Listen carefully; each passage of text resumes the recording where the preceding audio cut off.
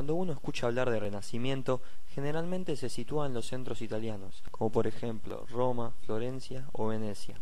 Pero, a pesar de que tuvo una gran influencia en este sector, se extendió por toda Europa.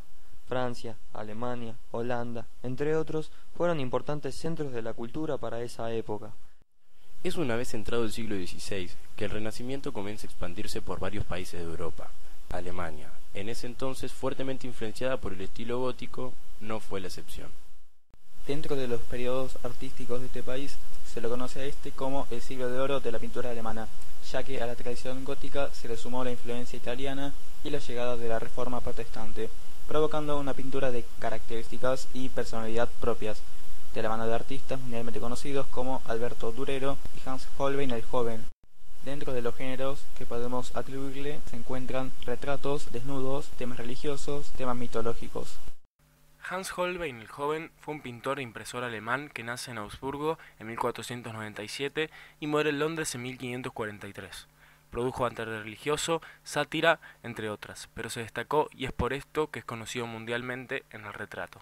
En 1518 realizó un viaje a Italia donde conoció las obras de maestros del Renacimiento italiano como Leonardo da Vinci, quienes tuvieron un enorme impacto sobre su obra. Al volver de Italia, vivió durante 7 años en Suiza, donde aumentó su actividad como ilustrador, gracias a una serie de 51 dibujos llamados La Danza de la Muerte. Pero tuvo que irse a Inglaterra, ya que el mecenazgo disminuyó abruptamente debido a la Reforma protestante. Una vez en Londres, el rey Enrique VIII lo nombró pintor del rey, cargo en el cual produjo diversos retratos. Holbein es considerado un artista realista y esta característica fue el fundamento de su fama por toda Europa. Sus retratos e ilustraciones de grupos contenían un especial detallismo en la piel, las ropas, el pelo y en las distintas texturas que todo esto conllevaba, como se puede observar, por ejemplo, en el retrato de Enrique VIII.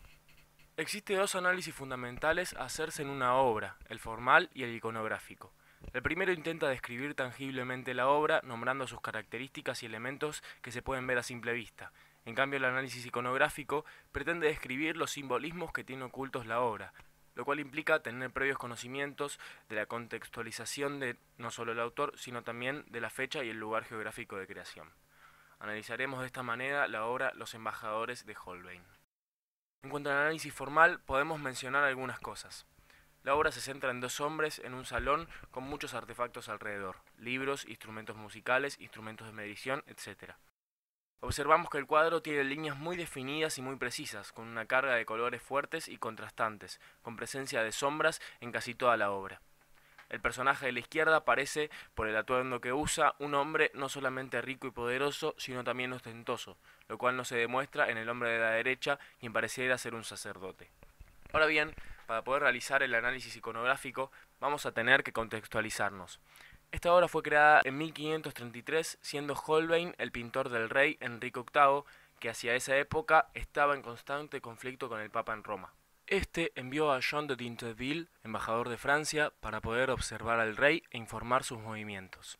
Estos disturbios aparecen en repetidas ocasiones codificados dentro de la obra, como por ejemplo en la cuerda desprendida de este laúd, simbolismo de ruptura de la relación que llevaban.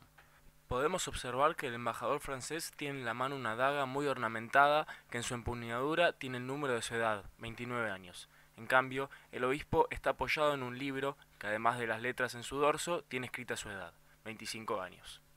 A la vez se genera un contraste entre ambos estantes del mueble que se encuentran en el centro del cuadro. En el estante de arriba hay artefactos de medición de tiempo y astronómicos. En cambio, abajo el autor colocó objetos mundanos como instrumentos musicales, un globo terráqueo y libros, generando otro contraste entre lo divino y lo terrenal. Por último, en el cuadro existen 2 referencias ocultas al límite último e inevitable del ser humano, la muerte. Primero, en la esquina superior izquierda, vemos una imagen de Cristo crucificado, pudiendo no solo reconocerla como simbología de la muerte, sino también como otra simbología de los disturbios con la Iglesia, en especial por el lugar y la forma en que se la muestra en la escena. Por último, observamos este objeto que parecía ser a simple vista un tronco o un objeto de madera, situado justo en el centro de la obra y en su parte inferior. Cuando nosotros tomamos otra perspectiva en la obra y nos colocamos a la derecha de la misma, podemos observar que el autor dibujó una calavera estirada en perspectiva, para lograr que la persona que esté viendo la obra pueda ver perfectamente la calavera cuando el resto esté deformado y viceversa. Created using Powtoon.